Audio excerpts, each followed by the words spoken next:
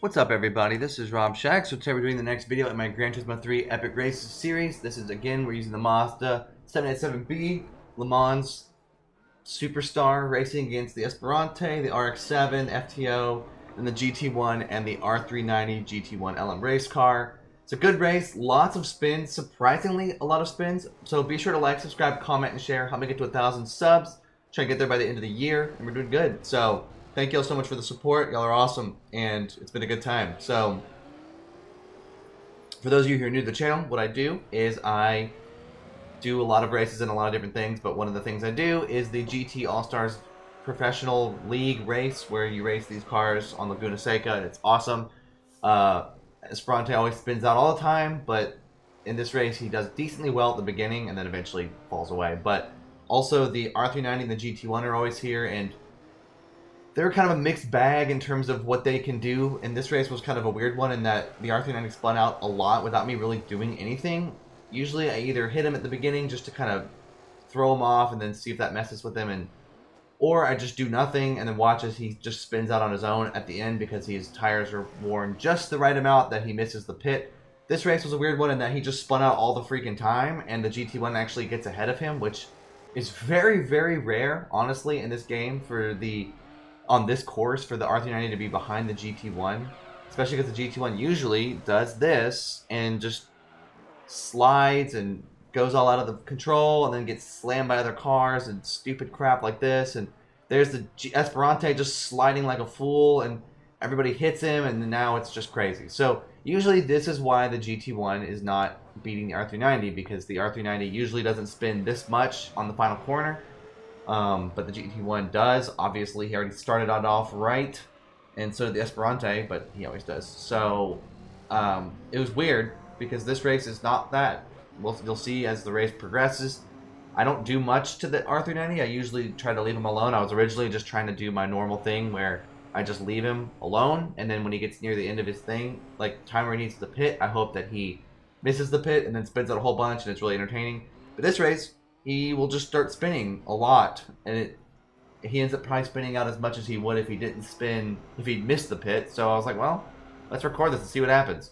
So GT1 already is really far behind us and kind of is out of the question. So it's just going to be me and the R390 dueling. But then eventually, yeah, you'll see. He just kind of loses control, and I think he actually spins out right here. Yeah, so he messes up right away. I actually didn't realize how quick, I forgot how quickly it was. So I just decided to wait for him. I go, okay, since you spun out this early, my idea of leaving you alone is over because you've already spun out. GT1 spins again, too, so that's great. So I decided to nail the R390 here just because I go, well, the science experiment of doing nothing to him is over because he already spun out on lap 2. So then I hit him and made him spin out on lap 3. He spins out a lot more anyway. It doesn't even, I don't even know. I don't know what was going on with him in this race. Also, what a weird way to come back on the track there. So now the GT1 is with the RX-7. They're dueling. The Esperante actually didn't do that bad on his corners because he's not that far behind them. So I think he still spun out once, but he didn't do his usual 2. So that's kind of weird. So this race was like a weird one where everybody is just whatever. I don't even know. The GT1 is still spinning a lot, but he somehow catches up to the R390. I don't really know how that was even possible because... yeah, and then the Esperante has not done nearly as bad and is not nearly as far behind right now. He will be, but for now he's not as far behind, and that's kind of weird. So, it's a good race, honestly. Very different from my normal ones with this. Usually I either destroy the R390 right off the spawn, or I don't touch him at all, and just the goal is to see the R390 spin a million times, and secretly help the Esperante. But the Esperante was doing, well, I mean, this is not a great corner, but he's not spinning, so he would have if that wall was a little bit shorter. But yeah, very strange race because Esperante is not nearly, he should be like being lapped already. That's not true. He shouldn't be lapped by now, but he like basically is doing, you know, twice as good as he usually does because he's only spinning out once per lap, which again is bizarre. And then the R390 will start spinning soon. I'll continue to monitor that, show y'all when that happens, but yeah, it's a good race, honestly. And 787B is just so good. The grip on that car is incredible. Absolutely. And for this, like, age, it's very fast. It's faster than these cars, and it's a lot older. So, it's the power of the rotary engine. But, yeah, this is a good time. So thank you all for watching. Y'all are the best. I appreciate everybody who watches these things. They're so much fun to make. At this point, again, I was not expecting this race to be interesting because of the fact that the R390 was so far in front. I was like, well, this is going to be fine. I'm not super worried. I'll just kind of hopefully get far enough ahead that when the lapping happens, I'll be able to stop the R390. But then you'll see. It gets kind of weird. It gets kind of weird. Very rare to see the R390 spin out a lot and the GT1 not. Usually if one does, the other one does too, or it's just the GT1 and not the R390. But here's the first of many laps where the GT1 does not spin and the R390 does spin. And we'll go back and watch the Esperante here. Just kind of sliding all over the place, but still not spinning on that corkscrew, which is weird. Again, totally should have by now. I don't know what's going on with this race, but I will definitely take it because it's a unique one. I like when the races get unique. You know, obviously when the R390 misses the pit, that's obviously a very unique one. If anybody misses the pit, I want to film it because that's always very interesting. R390 or Esperante is still not doing terrible because when he spins, he just kind of recovers immediately and goes again. So again, not bad. Not a bad race for him. Still in last, obviously. I've had a few races where he just battles people the whole time, so he never spins. It's very difficult to make the Esperante not spin every second. So you have to basically have someone fighting him at all times, or it's you, which I don't want to sit with the Esperante the whole race because, yeah, it's not very good. GT1 is still close. I'm kind of doing a semi-commentary of this race, which is why I just keep talking. But I enjoy doing commentaries of these races. But yeah, you'll see that the R390 will come across this corner a few more times and continue to lose it. I don't think this is going to be one.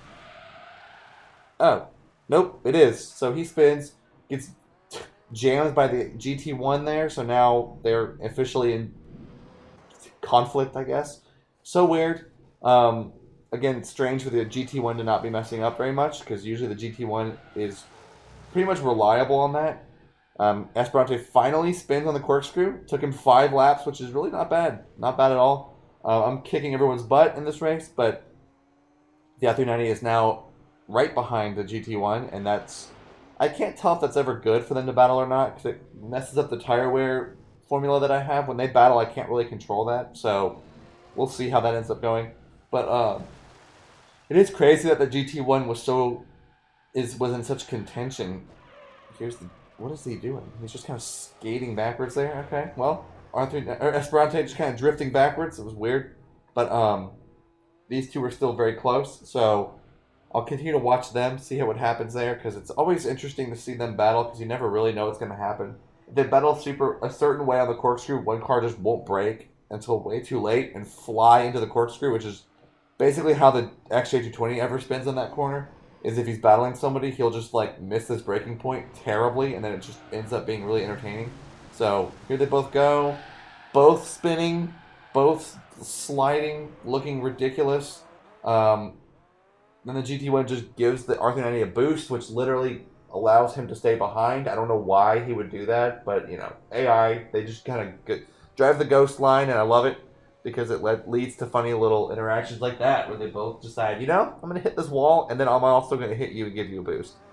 I could have just broke a little bit more, but I'm not going to do that. And so I find that hilarious. Yes, I almost said break in. That's wrong. But it's good times. It's a good race. Esperante really has been doing decently well. I've only lapped him once, and it took a while, so you got to give him some props, even though it's still terrible. Props where props are due, I guess. Esperante's heading into the pit now on his 6th lap, so it's not bad.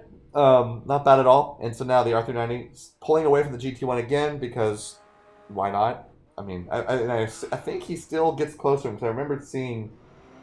Maybe it was the RX-7s, but eventually they just keep staying close. They do stay close for a while, and then the GT1 kind of goes nuts, and then I slam into him and cause this massive, ridiculous collision later in the race. It's on, like, lap 12? I don't remember, but y'all can find it if you click through the video. R390 is spinning yet again, which is bizarre. Now the GT1's not, but then has the decency to give him a nice boost, make it really easy for him to get close again. So now they're still very close in contention. Totally shouldn't be, but they are because, you know, R390 is getting a lot of help from the GT1 here. So that's, what that's going to be. It's good stuff, but still silly.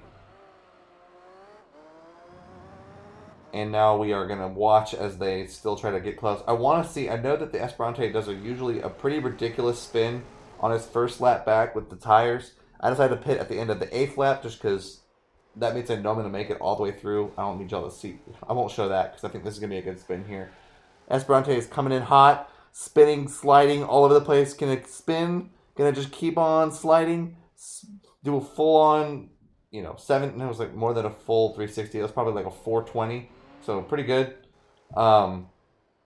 Very, very good spin. And now the R390 is gonna do his I got a pit spin where he goes post the corner, hits the reverse. That's when you know it's gonna be bad. RX-7 comes barreling by, so there's that. And then now the GT1s go to the pit. RX-7 or R390 is not. His tires are just worn, and that's the thing. He missed the pit he went to the pit because he spun. If he hadn't spun, he probably would have gone through. But that spin was hilarious, so there's that. Esperante is whatever he's doing. So, oh no, are they gonna get stuck? Okay. Well, the GT1 didn't do very well there, so that's pretty great. So I won't talk anymore now that I've gotten to the point where they're both about to go through the pit. I'll just let the rest of the race play. Thank y'all for watching. I'll continue to monitor who spins just to make it interesting, but they are now well behind the leaders of they're behind the FTO and the RX-7, so it'll be interesting to see how long it takes them to get back. So thank y'all for watching. Enjoy. Peace.